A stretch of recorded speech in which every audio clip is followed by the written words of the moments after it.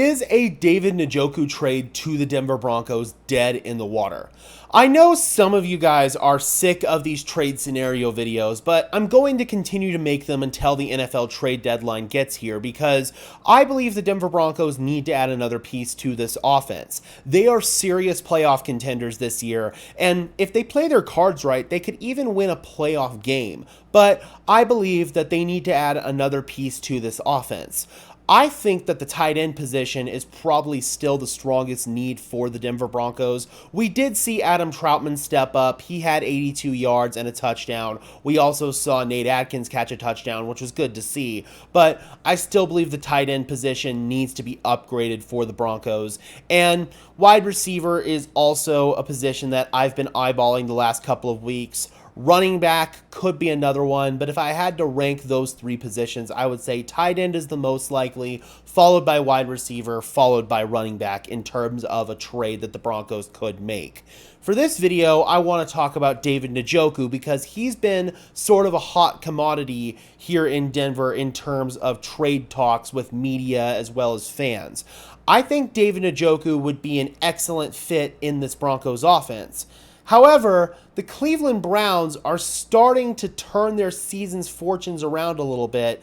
Now that Deshaun Watson is out of the lineup and Jameis Winston is in the lineup, the Browns might feel like they might have a chance to save their season, and David Njoku would still be a big piece for this Browns offense. I think that now Deshaun Watson being gone actually helps David Njoku because he never really had that chemistry with Watson. He's already starting to develop some of that early chemistry with Jameis Winston. I want to bring in his stats from the last couple of games. Granted, that Bengals game was mostly with Dorian Thompson-Robinson. Jameis came in at the end. He did catch a touchdown from Jameis. 10 catches, 76 yards. Most of that game was without Deshaun Watson. And then in the Ravens game last week that the Browns won, 5 catches, 61 yards, and a touchdown. David Njoku was able to make an impact for this Cleveland Browns offense.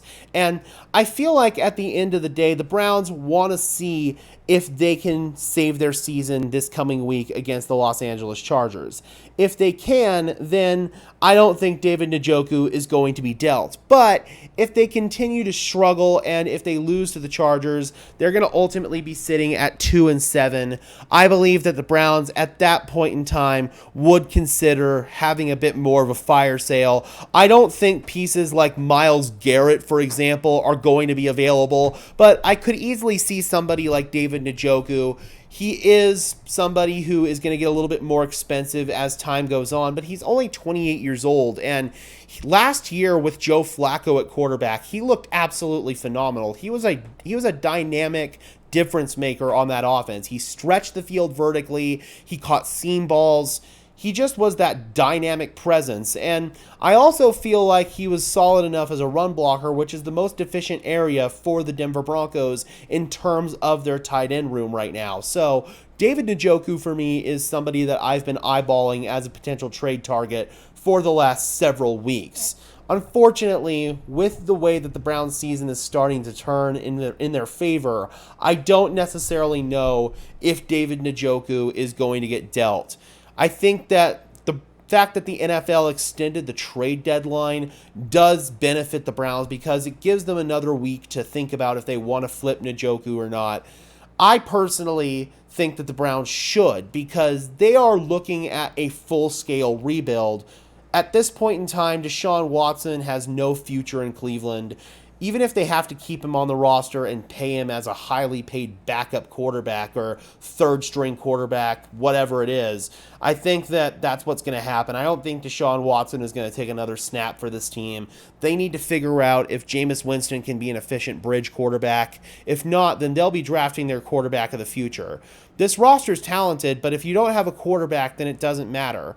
You're sitting at 2 wins right now. You did get a nice win last week. We'll see if the Browns can continue that momentum. But right now, David Njoku is probably the most logical trade commodity for this Browns team.